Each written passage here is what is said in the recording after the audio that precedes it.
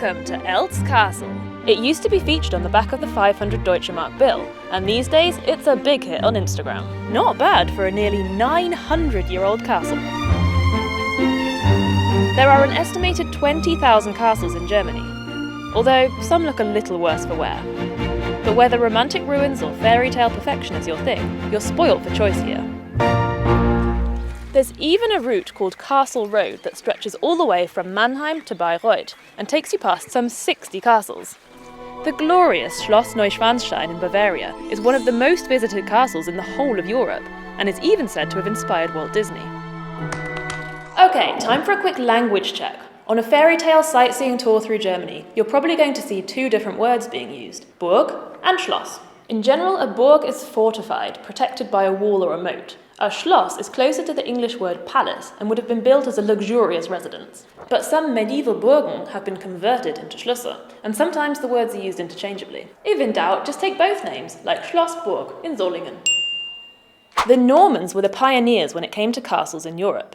The Germans caught on in the Middle Ages. So how can you recognise a German castle in a lineup? One clue might be a tall tower in the middle called a Bergfried. Unlike the English keep, it was not intended for people to live there. It was for observation, defence and status.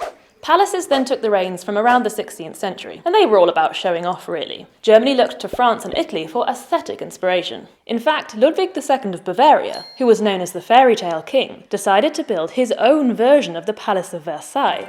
Sadly, he ran out of money before his Herrenchiemsee palace was finished. Happens to the best of us, Ludwig.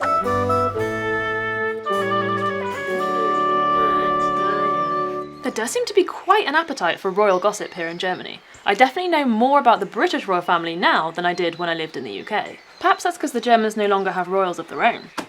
At the end of the First World War, all official royal titles and associated legal privileges were abolished. However, it was permitted that some titles could be merged into the family's surnames, and that's why we're now able to talk to a real-life count. Ich heiße mit vollem Namen Dr. Karl, Graf und edler Herr von und zu Eltz, genannt Forst von Stromberg. Wofür stehen von und zu? Wir sind entstanden auf Eltz und wir sitzen jetzt noch auf Eltz. Von und zu. Was bedeutet das heutzutage, ein Graf zu sein? Naja, hauptsächlich ein Haufen von geschichtlicher Last. Ich fühle mich zuerst einmal meiner Familie verpflichtet, denn sie hat mich beauftragt, die Burg in einem besseren Zustand zu übergeben, als ich sie übernommen habe. Und natürlich fühle ich mich auch der Bevölkerung gegenüber verpflichtet, denn hier habe ich ein bedeutendes nationales Erbe und ich möchte es allen Menschen öffnen und immer noch etwas schöner machen, wenn es geht. Apart from counts and tourists, who else might you find in a castle? There are plenty of spooky legends surrounding Germany's castles. A popular apparition is the Weiße Frau, or White Lady, whose appearance was often thought to signal the imminent death of someone in the family. Here at Eltz Castle, it's Agnes who's said to haunt the hallways. The story goes that in the 15th century, the Count's rather rebellious daughter was supposed to marry the Squire of Braunsberg, who by all accounts was a bit of a jerk. She refused to kiss him at their engagement party. How do you think he took that? Not so well. He disappeared for a year and then finally returned to attack the castle. Agnes donned her brother's armour and joined the battle, but she was killed by her would-be fiancé. The legend goes that Agnes's ghost is sometimes seen in the castle courtyard after midnight.